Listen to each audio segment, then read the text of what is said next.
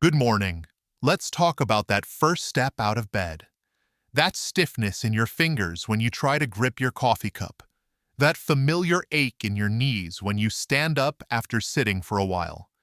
If any of that sounds familiar, I want you to know you are in very, very good company. The truth is, joint pain is one of the most common experiences as we get older. According to the Centers for Disease Control and Prevention, or CDC, nearly half of all adults between the ages of 65 and 74 report having some form of arthritis. That number jumps to over 53% for those 75 and older. And a poll from AARP found that a staggering 70% of people over 50 experience joint pain at least occasionally. So, if you're feeling it, you are far from alone. This isn't just a statistic. But here's the most important thing I want to share with you today. While joint pain might be common, accepting a life limited by it is not necessary. Many of us have come to believe that aching joints are just a non-negotiable part of aging. But what if I told you that one of the most powerful tools for managing that pain is already in your home? It's in your pantry, your refrigerator. It's the food on your plate. We'll hear stories today from people just like you, like Melissa, who was in so much pain she could barely walk, but completely turned her life around by changing her diet. And even world-famous chefs like Michael Symon, who discovered that the key to managing his rheumatoid arthritis wasn't in a pharmacy, but in his own kitchen. Their stories and the science behind them show us that we have more control than we've been led to believe. Today, we're going on a journey together. We're going to uncover the top foods that can cause joint stiffness and pain. But more importantly, we're going to discover the delicious, simple, and powerful swaps you can make to fight back, reclaim your comfort, and get back to living the life you love. Before we talk about specific foods, let's understand our target. The root cause of most joint pain, especially from arthritis, is a single word: inflammation. Now, inflammation isn't always bad. If you sprain your ankle, the swelling and redness is your body's healing crew rushing to the scene. That's called acute inflammation, and it's a good thing. It's temporary and protective. But the problem starts when that healing crew never goes home, when the inflammation becomes chronic, a low-grade fire that's always smoldering inside your body. This chronic inflammation is what attacks the delicate tissues in our joints, causing the persistent pain, swelling, and stiffness that so many of us feel day in and day out. I want you to picture your body as a teacup. We all have a little bit of inflammation in our cup, and that's normal. But things we do every day, stress, lack of sleep, and especially the foods we eat, can add more and more inflammation liquid to that cup. When the cup overflows, that's when we feel the symptoms: the achy knees, the stiff fingers, the fatigue. Our goal isn't to empty the cup completely, but to stop it from overflowing. And the easiest tap to turn off? The one pouring in inflammatory foods. All right, let's look at the main culprits that keep that inflammation teacup overflowing. Some of these will be familiar, but a few might surprise you. First on our list is sugar. Think of sugar as gasoline on the inflammation fire. When you consume sugary foods and drinks, like sodas, candy, pastries, and even many breakfast cereals, your body releases inflammatory messengers called cytokines. In one study of people with rheumatoid arthritis, sugar-sweetened soda and desserts were the top reported foods for worsening symptoms. And it's not just the obvious sweets. The problem extends to refined carbohydrates. These are things made with white flour, like white bread, crackers, and white pasta. They act just like sugar in your body. They break down very quickly, spike your blood sugar, and trigger that same inflammatory response. We're talking about the sugar in your soda, the high fructose corn syrup hiding in your ketchup or barbecue sauce, and the white bread you use for your sandwich. Next up are processed and red meats. Regularly eating processed meats like hot dogs, bacon, sausage, and deli meats is linked to higher levels of inflammatory markers in the body. These foods are typically high in saturated fats and often contain chemical preservatives like nitrites that your body can react to, fueling that internal fire. Some research also specifically links a high intake of red meat to worsening arthritis symptoms. So that daily deli meat sandwich, the bacon with breakfast, or the hot dogs at the family barbecue could be contributing to your aches and pains. Now for a more complex story, the balance of fats. First, let's get trans fats out of the way. These are the worst offenders, so much so that they've been largely banned. But they can still hide in some processed foods, like certain margarines, fried foods, and packaged snacks. Always check the label for the words partially hydrogenated oils. The bigger issue for most of us is the balance between two types of fats, omega-6 and omega-3. Think of them as two kids on a seesaw.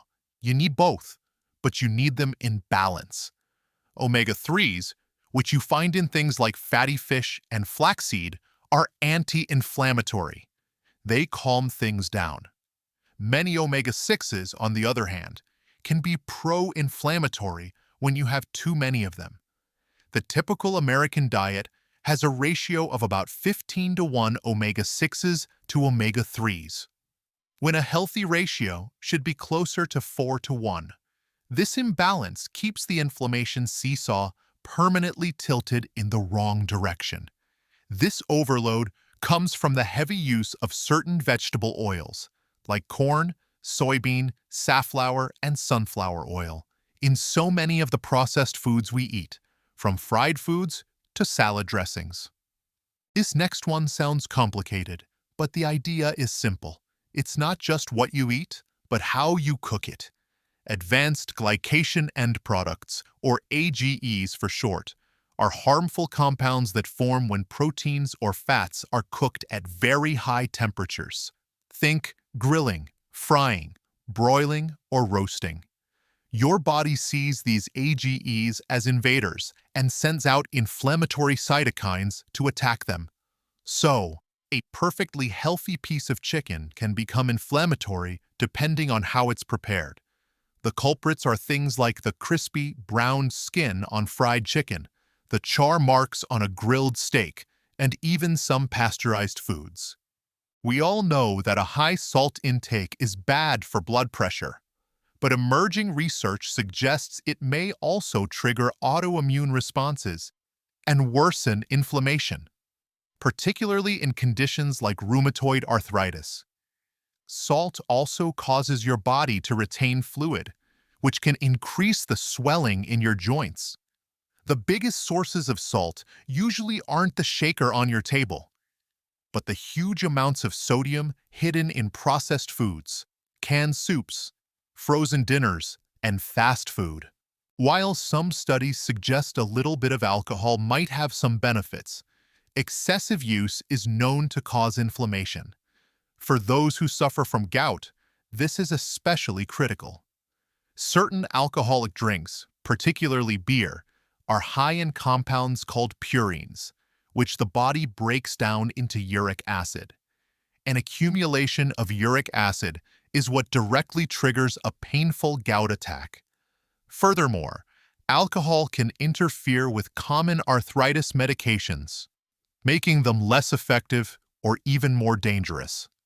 And finally, a sneaky one. You might reach for a diet or sugar-free product thinking it's a healthier choice.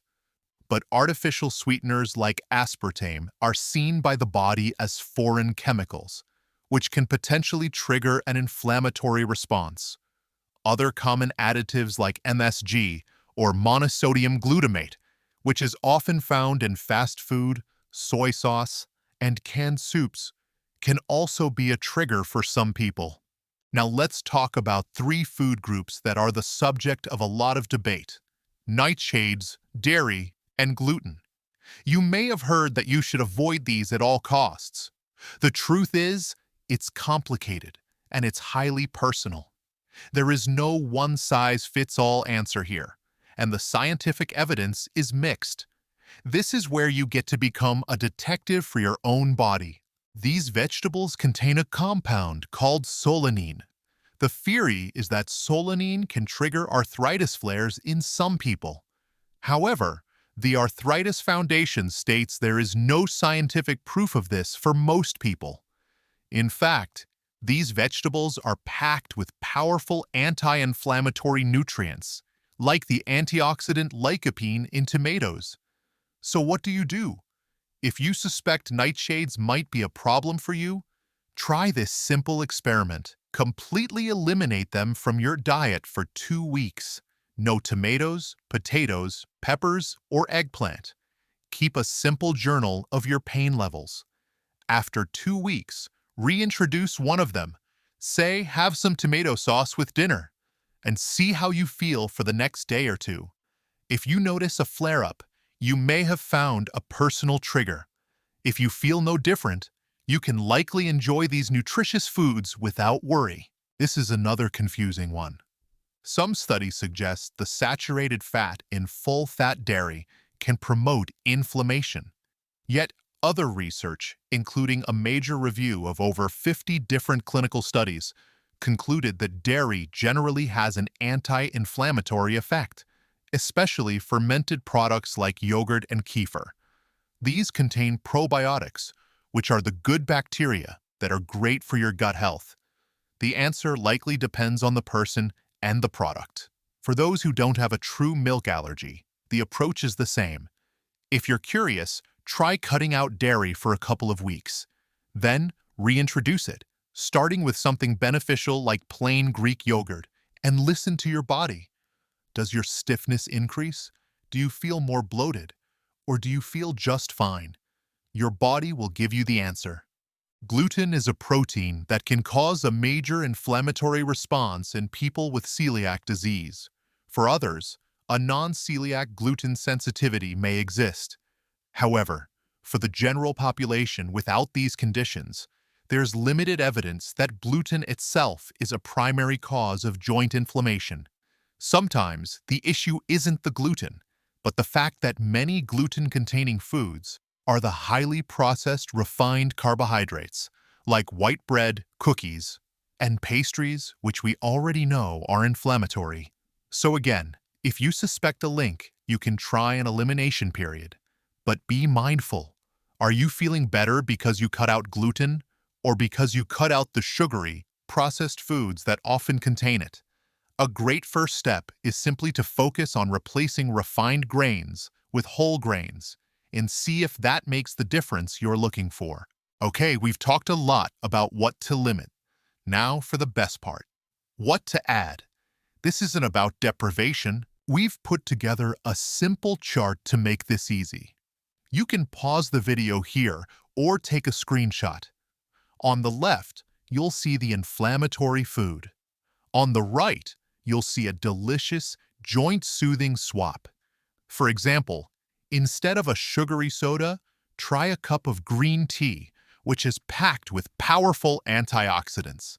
Instead of a beef burger, try a grilled salmon fillet to swap inflammatory fats for anti-inflammatory omega-3s. And instead of creamy bottled salad dressing, which is often full of sugar and unhealthy oils, try a simple mix of extra virgin olive oil, lemon juice, and herbs. As we've seen today, the food we eat has a profound ability to either fuel the fire of joint pain or to help put it out. It's not about being perfect. It's about making small, consistent choices that add up over time. Remember Melissa, who went from being unable to walk upstairs to walking miles, all by changing her diet? Or Chef Michael Simon, who manages his RA pain by understanding his personal food triggers? Their stories prove that you are in the driver's seat. The power to feel better is on your fork. Research consistently shows that when people feel confident in their ability to manage their own health, what scientists call self-efficacy, they have better outcomes. They feel less pain, have more energy, and enjoy a better quality of life. That confidence starts with knowledge, and today you've gained a lot of it. Don't try to change everything overnight. Just pick one thing, just one swap from our list. Maybe tomorrow morning, you'll have oatmeal with berries instead of cereal. Or maybe you'll use olive oil instead of vegetable oil for dinner. Start small, listen to your body, and take that first step on the path to feeling better. Thank you so much for spending this time with us today. If you found this information helpful, please give this video a like and subscribe to our channel for more content to help you live your healthiest, most vibrant life. And please, share your own journey in the comments below. What's one swap you're going to try this week? And finally, it is very important to remember the following. The information provided in this video is for informational and educational purposes only and is not a substitute for professional medical advice, diagnosis, or treatment. Always seek the advice of your physician or other qualified health provider with any questions you may have regarding a medical condition. Never disregard professional medical advice or delay in seeking it because of something you have seen in this video.